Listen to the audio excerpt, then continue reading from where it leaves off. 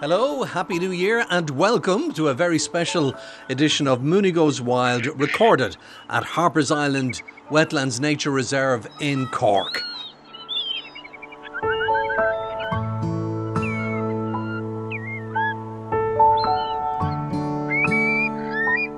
I'm joined today by three of Ireland's leading ornithologists, Niall Hatch, Declan Murphy and our man in Cove, Mr. Jim Wilson.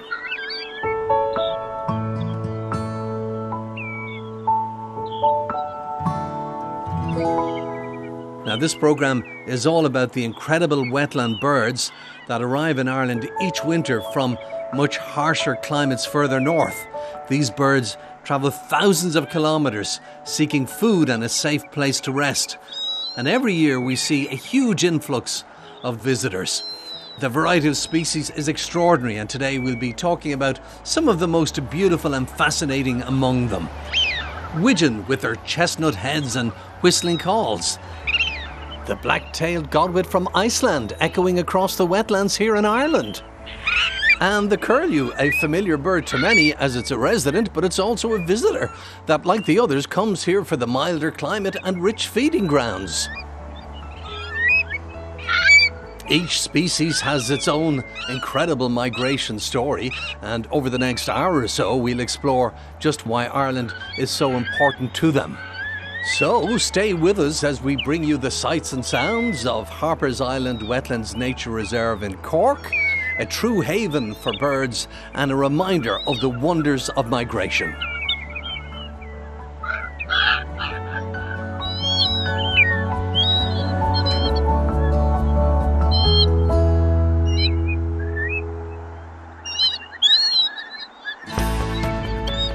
I want to say at this point, if you're listening to us on radio, you can visit the website anytime you like, rte.ie/Mooney,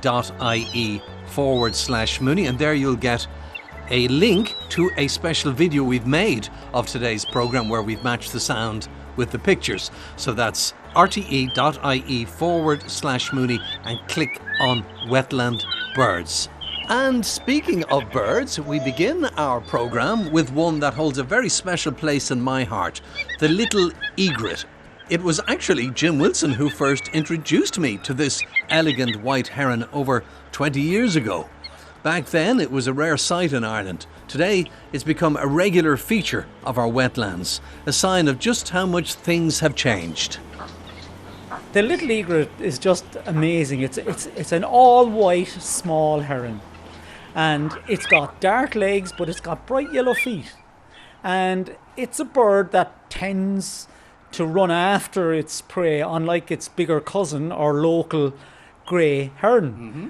Which stands and waits. Stands and waits like a statue, doesn't make a movement so that the shrimps or the fish come right in close, and then it thrusts out its dagger-shaped beak and grabs it. Yeah. Whereas the egret shuffles, what we call the egret shuffle, with its yellow feet, usually in around seaweed, and it tries to dislodge or disturb shrimps or fish, and then as they dart out, it runs after them and snatches them with its beak. But when I look at that bird out there, it doesn't look like it belongs here. Of course, it wasn't always here. No, I mean, my first one was not far from here in Belvelly in 1976. And I know people came from as far as Belfast to see it.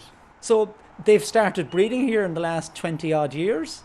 And now they're pretty much every county you'll see them in. And they're breeding in quite a number of counties as well. They're definitely a bird that appears to be here to stay. It's a beautiful bird, isn't it? So elegant. And I mean, when you see it, hunting, it's kind of here and there. As I say, compared to the heron who's kind of saying, just chill out a bit. No, the little egret is like on edge, wanting, where's my next food? Where's my next meal? There it is, and it runs after it. And it uses its wings sometimes as well to actually scare the shrimp or the fish in a particular direction so it can get it. So now and again you'll see the wing coming out, and the wings go up and the wings go down, and then off it goes again. And sometimes it looks to me like it's someone who's lost their keys. Where did I leave them? Were they here? No, maybe they were over here. And it does that. It changes direction just like that. Well, you can't miss it. It's a pure white bird. Yeah, absolutely. Smaller version of the grey heron, which we're very familiar with in Ireland. Yes. But I'm getting a little nod from Declan and from Niall. I think they've got a black-headed gull, if I'm not mistaken. They're out there looking at it. Yeah, we have a black-headed gull indeed, Derek. This is a very good place for them. One of our smaller gulls, probably the smallest of the regular gulls that we see here in Ireland. And at this time of the year, not many of them have black heads. This one actually is in transition between its summer plumage and its winter plumage. And of course, the heads really aren't even black at all. It's more of a chocolatey brown So colour. why is it called the black-headed gull if it's a chocolatey brown colour? Well, all of our other regular gull species, they have very pale heads generally.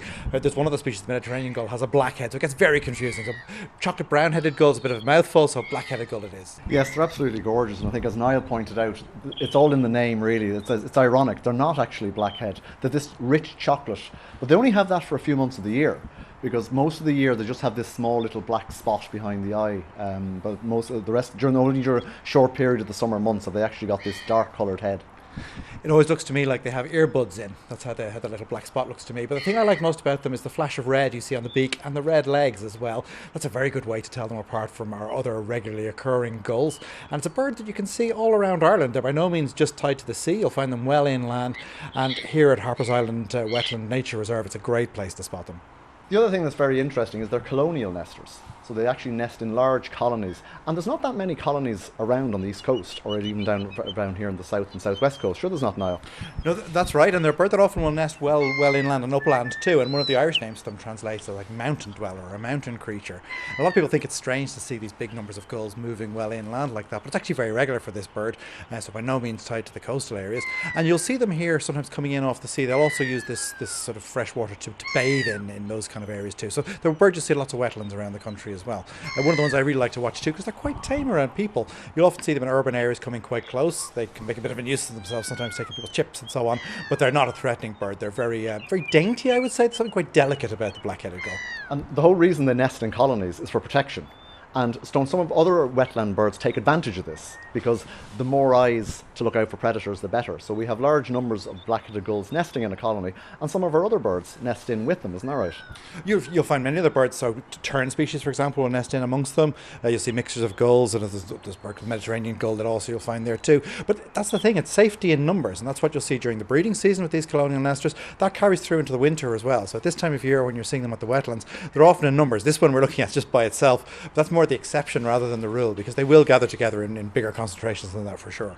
And it's very interesting you added in there Mediterranean gull, because that is a new gull species that nests here in Ireland, and only a small number of them, and they nest with the black-headed gulls. And the irony is, of course, as you know, Niall, the Mediterranean gull has the jet black head, and it nests with the black-headed gulls, which don't have the black head. They have the chocolate-coloured head.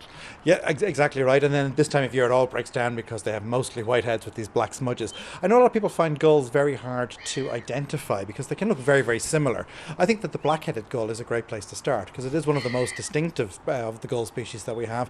I love the way it has this white sort of triangular wedge in its wing and very pointed wingtips. It looks more sleek and elegant than our other gulls. Sometimes people think that some gulls look like brutish or like bullies. Not the black-headed gull. It's something almost very graceful about it, I always think. It's upturning there, Niall. I can see it. Yeah, it's actively feeding, and it's only got a few hours of daylight left, so it needs to make sure that it has enough to survive through the night. It's looking for little invertebrates that it'll find in the water. They have a very wide diet. It'll go for little crustaceans like shrimp. You can find worms in there too. It might also find dead animals, detritus floating in the water. There's lots of things that they'll feed on. And that's one of the reasons why these gulls have been very successful. They're not very specific to one type of habitat. They can eat a wide diet. They're not as specialised as some of the other birds you will see. And so gulls, they can really take advantage of what's around. But it doesn't stay down for very long. No, it comes right back up, and they don't really dive below the surface of the water. A lot of the wetland birds here, you will see them doing that. Gulls are very much surface feeders, so they might plunge a little bit below the surface, but you won't see them fully submerged. They often like to be around the edges where the water is shallower, but then if danger comes in the form of something like a peregrine falcon, they'll move towards the centre of the water where it's much harder for them to sneak up on them there. All right, thank you, Declan and Niall, for the moment. Let's check in with Jim again. Jim, what have we got now? Just spotted a few black-tailed godwits that are roosting out on a little patch of exposed wetland here. There's 4 of them. One of them's having a big stretch there. At high tide, they generally come in to rest. And while they've got their heads tucked, one's flown off there, but the other 3, one of them has their head tucked in the middle, the one on the right has his head tucked. They tuck that to actually stay warm.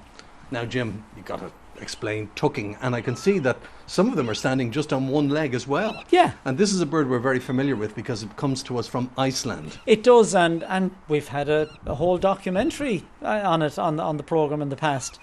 What they're doing there is they're tucking their long beak. They're the beaks, they've just come out because they're always looking around. They might look like they're asleep when they tuck the beak in, and can raise one leg as well, because that's where they lose most heat from. There's no feathers on the legs, there's no feathers on the beak. So to stay warm in these very short winter days, they will tuck up that leg. They need the other one, or else they'll fall onto the ground. So they'll tuck up one leg, and then they'll put the beak into the feathers on its back. But you may notice that they're kind of like a mechanical movement from side to side every now and again. You can see the one on the right is doing that. They're actually keeping one eye to the sky, because earlier on we had a peregrine falcon come through. These birds can't afford to actually nod off. If they go sound asleep, they're easy pickings for So the for question peregrine is, falcon. do they ever sleep? Not the way we sleep, no. So how do they sleep? They take micro naps where they can actually go into sleep just for a few seconds, believe it or not, even as little as 10 seconds. Or if they feel safer, you might get a minute out of it. But they might be doing this multiple times during the day, especially at high tide. What we also find is in the summer they do more sleeping to make up for the lack of sleep they had in the winter, believe I it or see, not. okay. Yeah. No, they're looking quite settled there at the moment.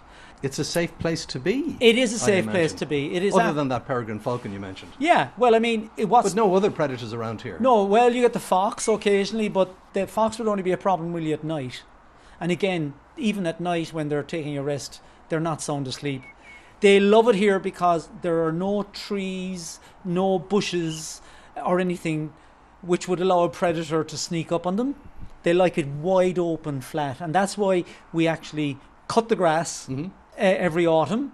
We have horses in there for the summer. Oh, very good. So they're our eco-friendly So it's mowing done machines. naturally, yeah? Absolutely, yeah. And they keep the grass down because they like it fairly short. Because when they come here in the winter, when the fields get nice and soft and wet, they can use those long beaks for probing in the grass. Right. So while So very different to the black-headed gull Niall was talking about moments ago. That's upturning. Absolutely, completely differently. They're using the very long beak, which has little sensitive nerve endings at the end, just like the tips of your fingers. It's a bit like you putting your hand into a barrel full of fruit and you're looking for a banana. You don't need to look into the barrel. You can find it because you know the shape, you know the texture, you know the feel. Well, they're doing similar things with that very long beak. When they probe into the soil, they can actually tell the difference between a stone and a worm or a snail. And that's exactly what they're doing. Hopefully we'll get to see them feeding, and you'll actually see that in action. But at this time of day, they're preening the feathers, they're making sure they're all in place, because if you don't have your feathers in good condition, especially in the middle of winter when it can get very, very cold, well, you might even die, because the amount of energy that they're taking in from feeding just about keeps them going heat-wise and safety-wise. Now, Niall, I was talking earlier at the top of the programme about these wetland birds. A lot of them are visitors that come here from harsher climates. How much different is it in Iceland today, when we're here in Cork? Well, it's very different because at this time of year, the day length in Iceland is far shorter than it is in Ireland. The temperature's a lot colder. It's harder to find food and find access to unfrozen water. So it makes sense that these birds would come here. And it's interesting to me that they come to Ireland, but no further, because they meet all their needs here. They don't have to go the risk or the danger. Could they not have found something before they got here? No, there's no land between here and there that's suitable for them. The way So- they fly, you mean? The way they fly, absolutely. So it's, first port of call for them. And I always think of them as, in many ways, the classic wader. We think of waders as being long-legged, long-billed birds. They don't come much more long-legged or long-billed than these guys. They're very, very impressive. And this place meets all their needs. As Jim was saying, they're nice and safe here against predators.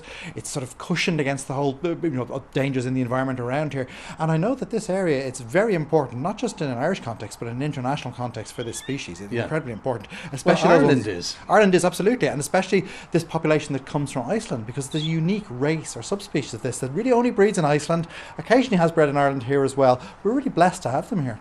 Yeah, for the benefit of our radio listeners, we are making a full video of this, and you can see it on the website rte.ie/Mooney, and we'll match the sound to the pictures so you'll get exactly what we're talking about. And I have to say, the images Dunlin is capturing are fabulous. Absolutely great. I mean, we're here in these purpose-built viewing hides, which means the birds have gotten used to them. When we built them first, and if anyone made noise at the start, we thought, oh, they're never going to get used to it. They don't take any notice at all now of us. I mean, we're chatting away here in the hide, and just outside you've got these godwits, just going about their business. It's fantastic.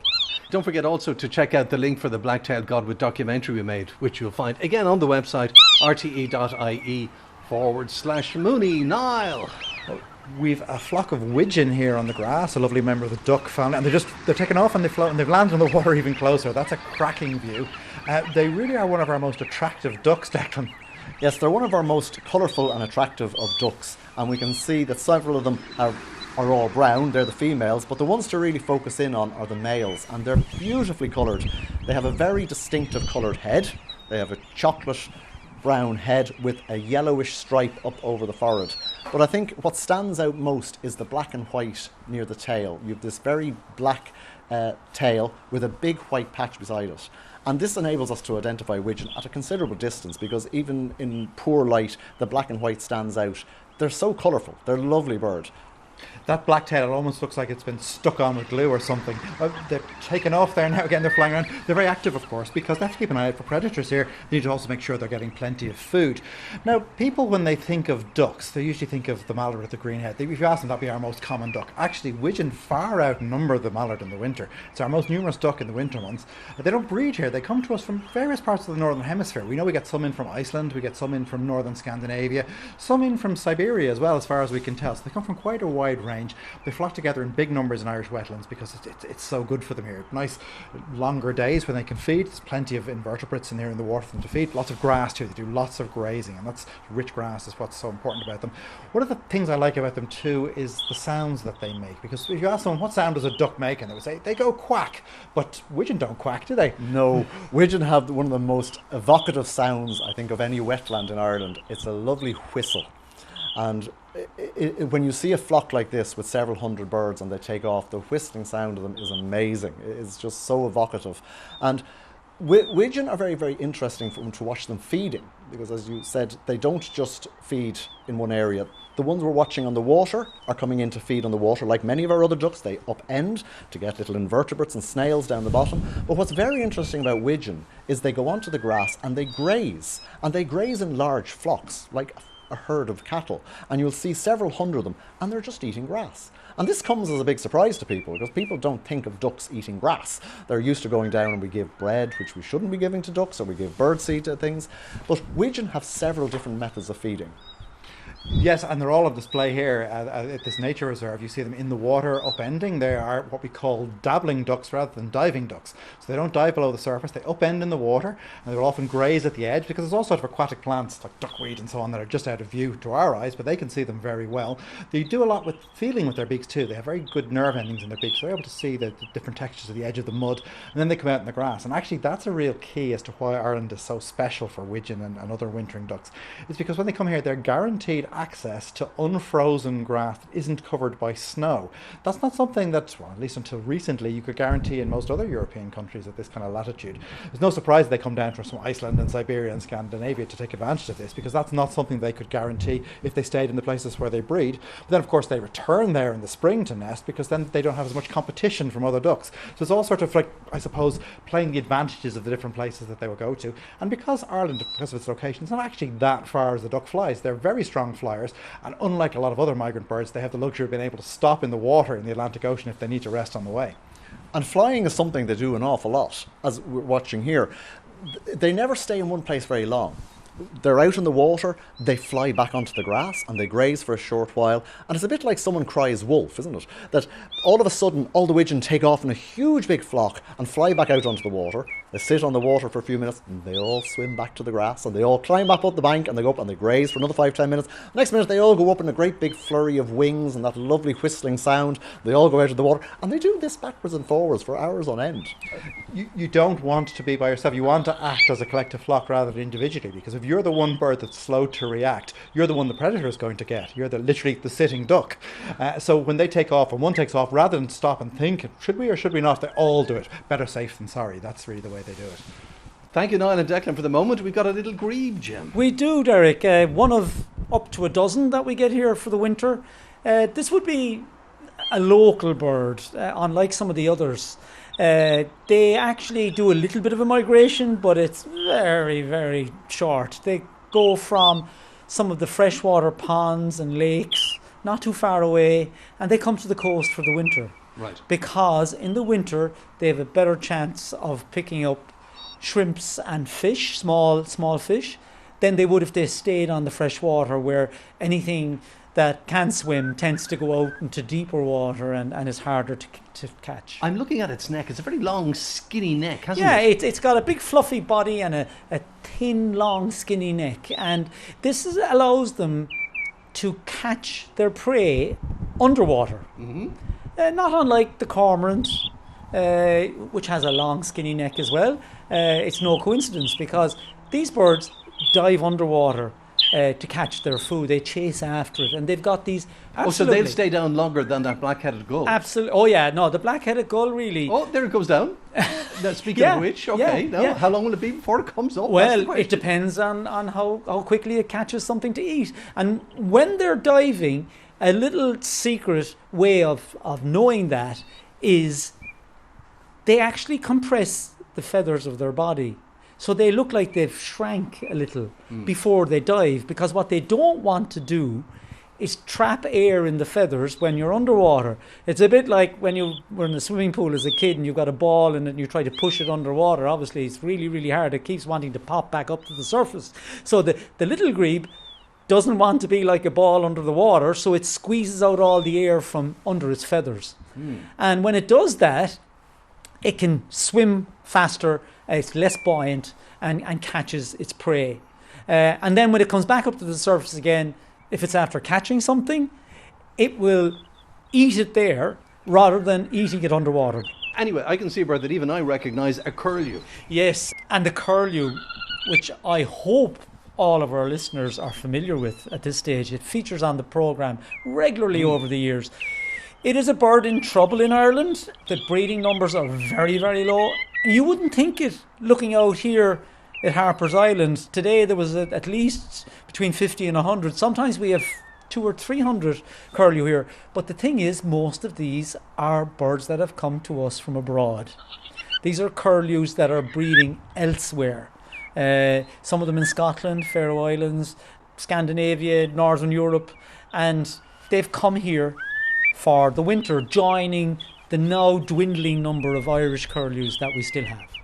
The curlew is the largest of our waders here in Ireland. It's a substantial bird, and it's best known for its big, long, down-curved beak. It's something that's very striking about them.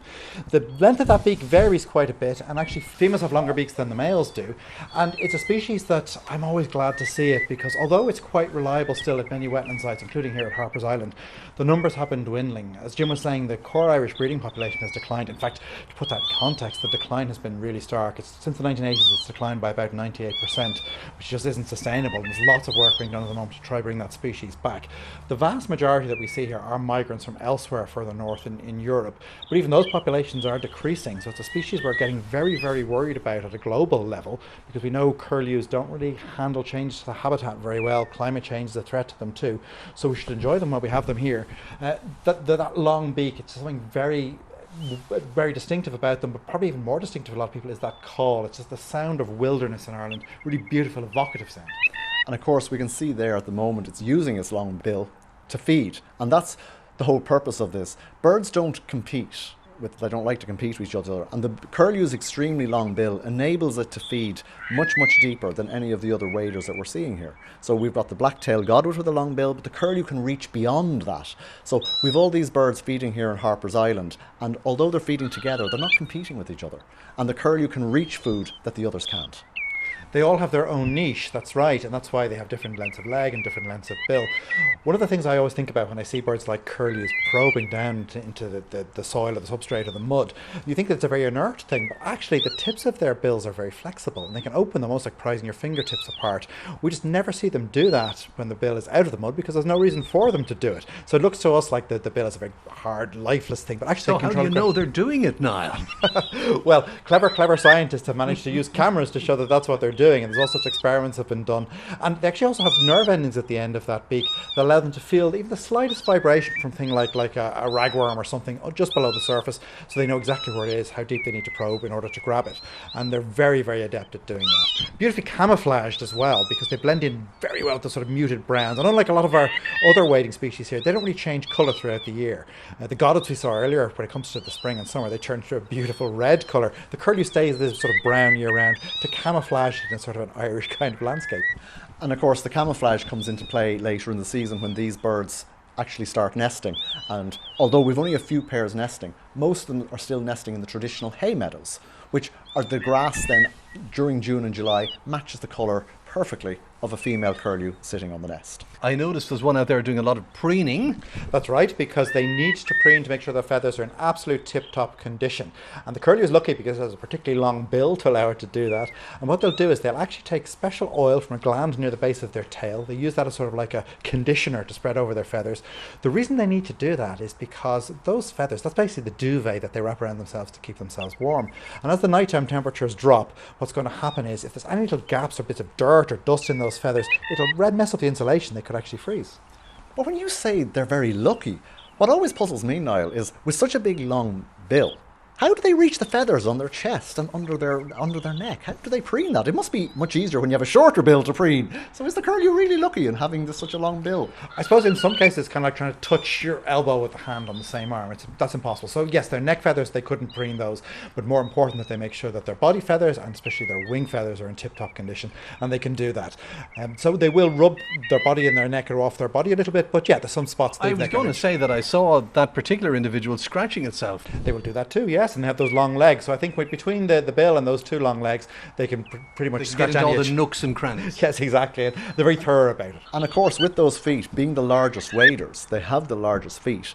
And when you go out onto a mud flat for a walk, or you're walking along the beach, you can actually identify the curlew footprints because they are our largest wader, and you will see these big toe footprints marching across the mud flats.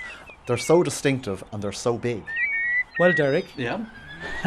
I'm here with our very patient cameraman, Donald Glacken.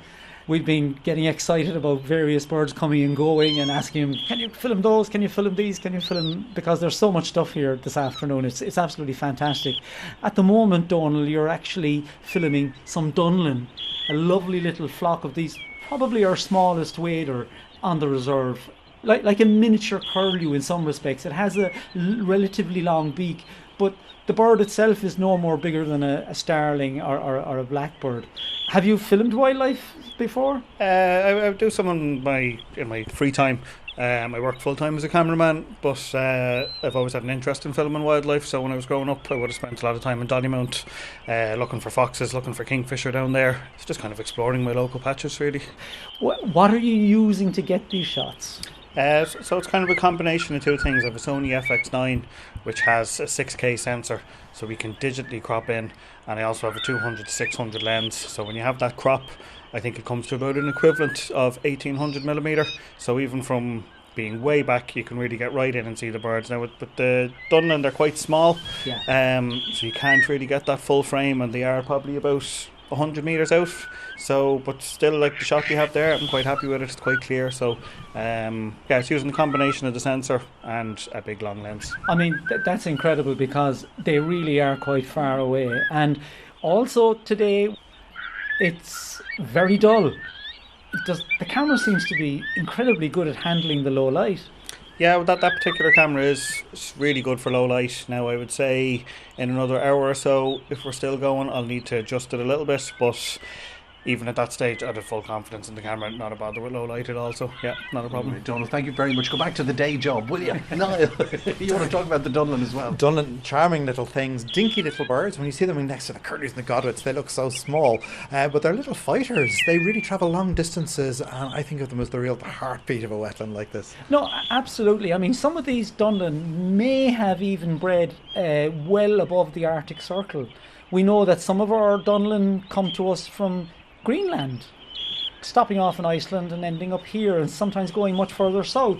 There's other Dunlin, like the Irish Dunlin. There are not that many Irish Dunlin. We don't have lots and lots of the suitable habitat for the macaire and places like that, but we do have some breeding in the west, in particular, the west coast and that. But also then we get Dunlin from Scandinavia and parts of Europe as well. That's just fantastic. So really, without ringing them, we wouldn't know, but we do have a resident ringer of the birds, Barry O'Mahony, who's featured on the programme once or twice. Mm-hmm. He's had Dunlin here that were ringed in southern Sweden. He's had Dunlin here that were ringed in Poland. It's only by doing that work do we actually join the dots, and we see the links between Ireland and other countries, that it's not just about looking after our birds, we're looking after the birds of people from all over Europe. The Dunlin has what we call a circumpolar distribution. You find them all across the tundra zone of the northern hemisphere, coming down into sort of the bog areas of Ireland. We're sort of the very southern edge of their breeding range. And it shows you probably a little bit about how Ireland was during the Ice Age. It would have been paradise for Dunlin at certain times during that, when we had much more tundra. Now they've retreated and the population is lower here. I find them really charming little birds. And in the winter, when you're at a place like this, the rule of thumb is you either see none or you see hundreds. They're never really by themselves. Yeah, that's true, because we've been here a while now, and little flocks of them coming in over the sea wall every now and again. And it's because their feeding area is becoming covered up with the sea as the tide rises, and they know Harper's is a good spot. It's a great spot to rest up and take a break and get the feathers organised. And there's been pockets of them popping in, so the numbers are building. And in January we've had over 1,000, nearly 2,000 Dunlin here, quite spectacular. But even today, when we've a few hundred, if you've never seen them before, they're amazing. And for, as you say, such a tiny little wetland bird, and to be able to travel all those distances, and they live reasonably long time as well. It shows that it pays off to nest in these very remote areas, because it might seem very harsh, and it is to a degree, but actually there are very few predators in that tundra zone, and then of course then it means that they have to retreat when it gets the Arctic winter. It gets very dark and very cold, but it means conversely they have a very long summer with lots of light, lots of insects that they will feed to their chicks. In the summer, to feed the chicks, they switch a lot to insects. Then when they come here to Harper's Island, they're feeding on mainly the invertebrates that they'll find in the mud. They look happy out there despite the light shower of rain that's falling now. I think I saw some Redshank there also. Well, I guess you must have spotted the red legs then, Derek. I did, behind the Dunlin, yes. That makes the Redshank one of our easier waders to identify. Now, a lot of people find them difficult to separate, but the Redshank, you look for those red legs, it's a good chance you're looking for a Redshank, because indeed that's what Redshank means. One of our commoner waders, and one of the more widespread ones in the winter, the core Irish breeding population has declined quite a lot. Unfortunately, that's a common theme with many of our breeding waders, but they're still quite reliable in many sites across Ireland in the winter months, and one that I always like to see. It's extremely widespread, and it makes its presence known because it's a very, very noisy bird as well. And at the slightest disturbance, Redshanks take off and call. They're almost a bit like watchdogs, actually, of the wetlands and the estuaries. When they fly off, their distinctive call, you have the distinctive red legs trailing, and you have big white wing bars out on the wings. It makes them instantly recognisable to anyone even starting off bird watching. That's right, that big white marking in the wing, it looks like a wedge or a triangle at the back of the wing. It's very striking, and it breaks up that brown, because when they're at rest, if you don't see those bright red legs, they're actually very camouflaged, kind of like the curlew. They blend in very much with the background, but then when they take off, it's so they can signal to each other. You see that white flash, they know, oh, all the other Redshanks are flying, I should join them, I don't want to be here all by myself. And blending in, of course, is a problem for us when we're trying to birdwatch and we're walking along. You don't see them. And then all of a sudden they take off, they make their cries, and they alert all the other birds, and they all fly off. Now, Redshanks, of course, breed in Ireland, as you said, and they're quite in the Shannon Callows and other places like that. And they have a very interesting habit that during the breeding season, we associate birds like this feeding here in Harper's Island on the mud, but in the breeding season, it's not unusual to see them perched on a fence post, which is very unusual for a wader that we're used to seeing walking in water, isn't it? It is, and they'll sing from the top of those fence posts, and a lot of these waders actually have very good songs. We could do a whole dawn chorus program, Derek, just about waders. But they're far less sociable at that time of the year. They tend to have their own breeding territories. They don't gather together in these big flocks. Then in the winter, what they do is they do gather together. They pool their resources, more pairs of eyes looking out for danger, more warm bodies to huddle against if the night gets very cold. And this is the classic bird you'll often see standing on one leg out in these wetlands, all facing in the same direction, so that the wind is having the minimum impact on them. And they're very general feeders. Like we associate as the curlews we've seen and the black-tailed godwits, they feed in the water and probe down deep. But you see redshanks everywhere. You see them in deep water, you'll see them wading up to their bellies, you'll see them walking along on the mud flat picking, and you'll see them on the grass. So they're a very adaptive species. They're in a variety of habitats.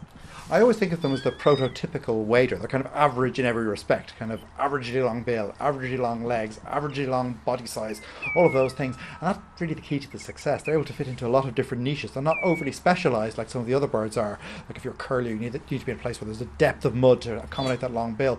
The redshank can actually survive and even thrive in scrappier habitats. They don't need quite such a big expanse of mud either. I suppose that's the secret to their success, and that's why they're such a widespread breeder. Lovely stuff. Thank you, boys, very much indeed.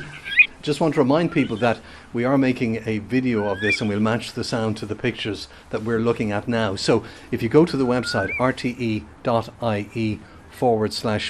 you'll be able to see the birds we're talking about today. Jim.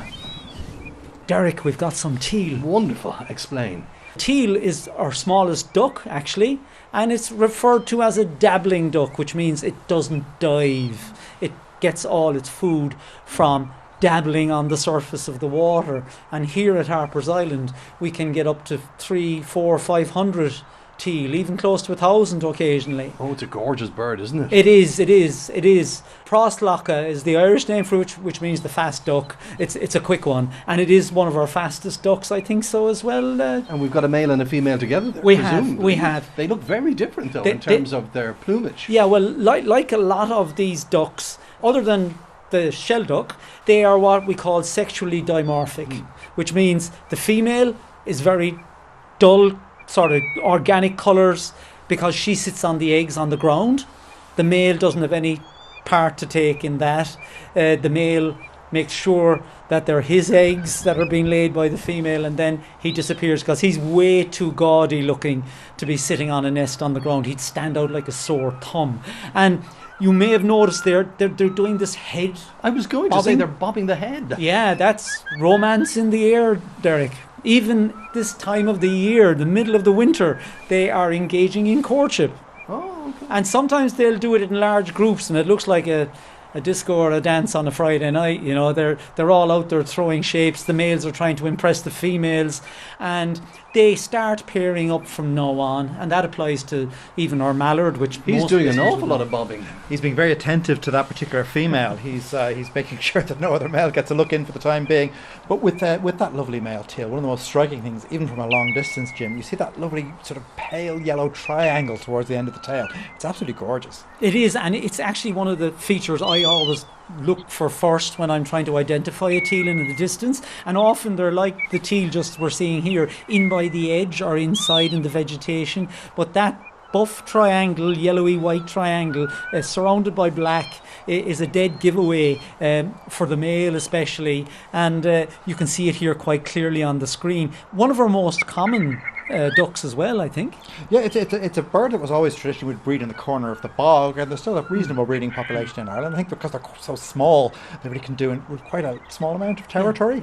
And they're one of those other ducks that, like the Wigeon, that they don't quack, they whistle. It's kind of like blowing the air through your teeth. Yeah, in fact, there's very few ducks actually quack. The female mallard is the one that does a lot of quacking. The male does some too.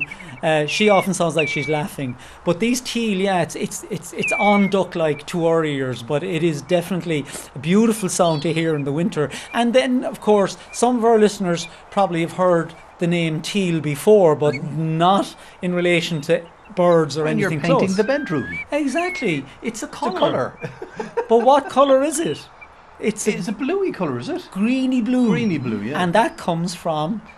It comes from when they open their wings. Both the male and the female have this flash of greeny blue colour, hence teal. So the name of the bird gave its name to the colour. There you go.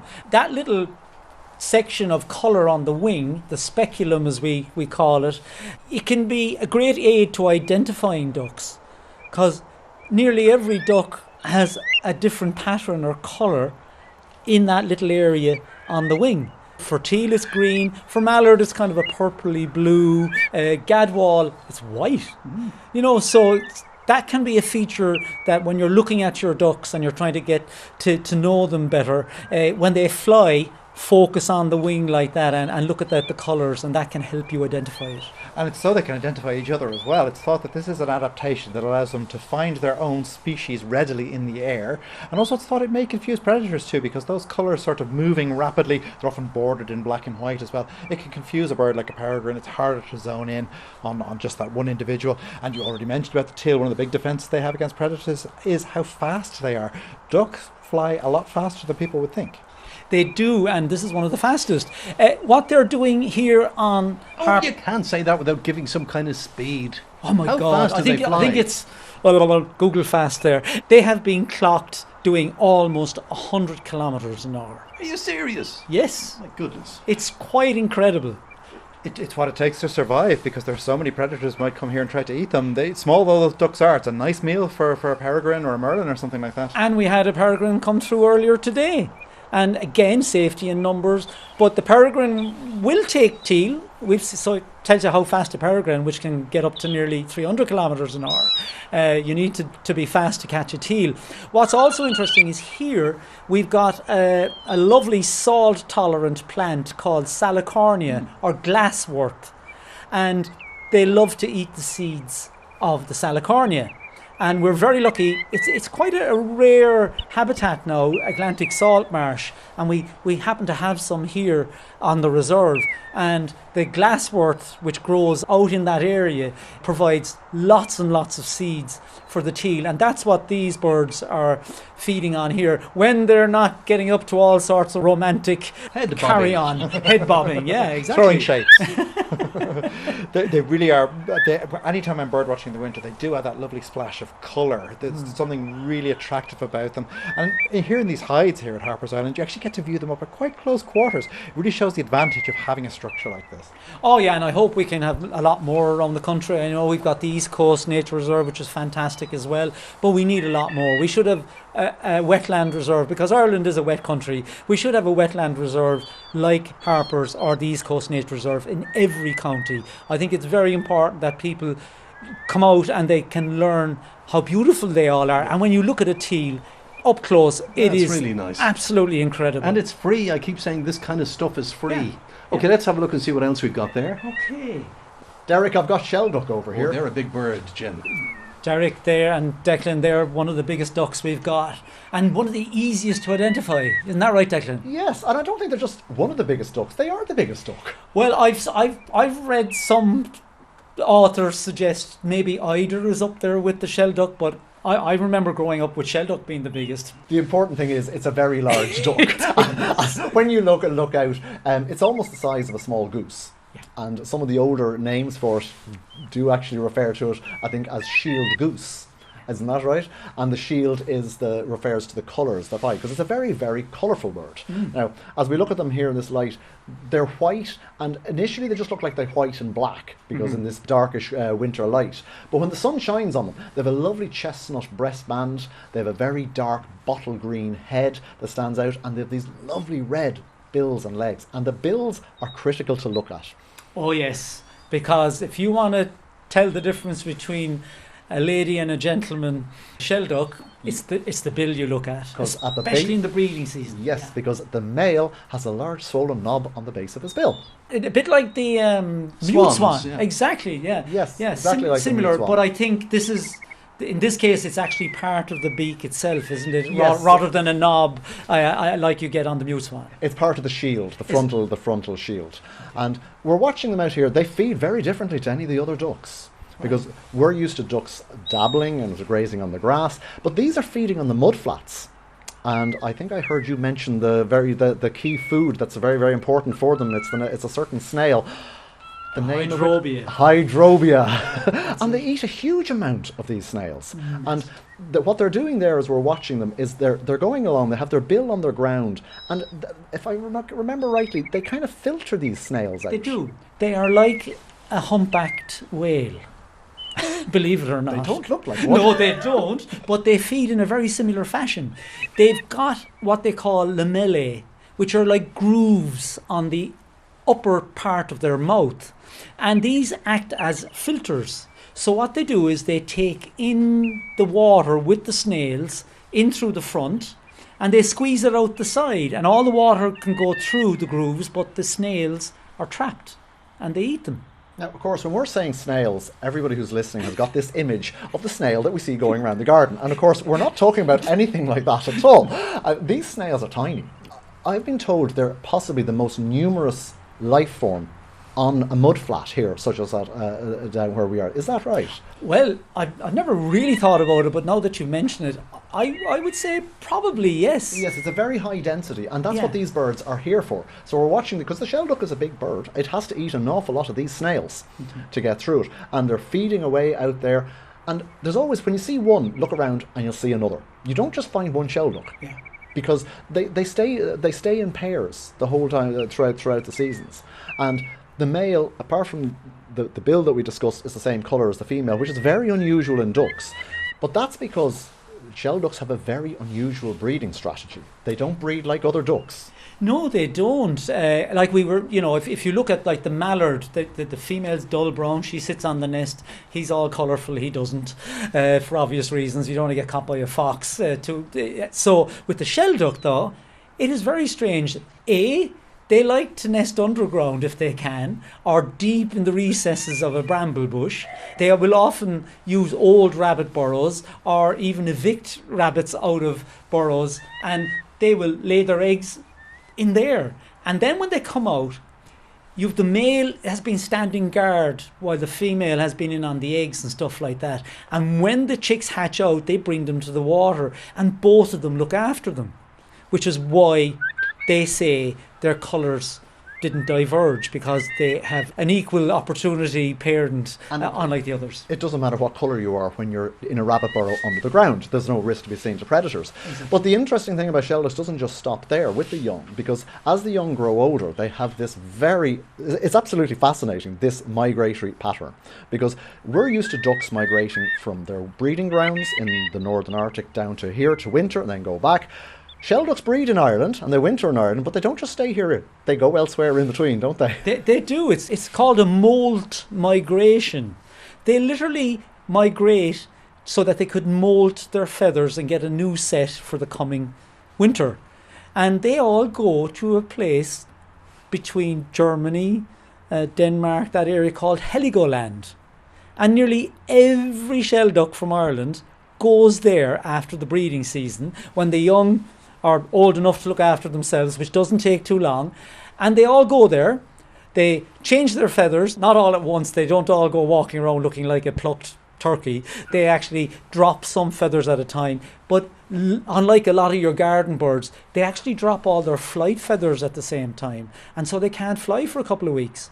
And they find safety in numbers and in this vast, flat, open area where they can safely change their feathers, be safe while they can't fly. And once they can fly, what do? They start coming back to Ireland. And what I love about the family life of them when they come back, they don't just abandon the young. The parents have gone over, but they leave some parents behind.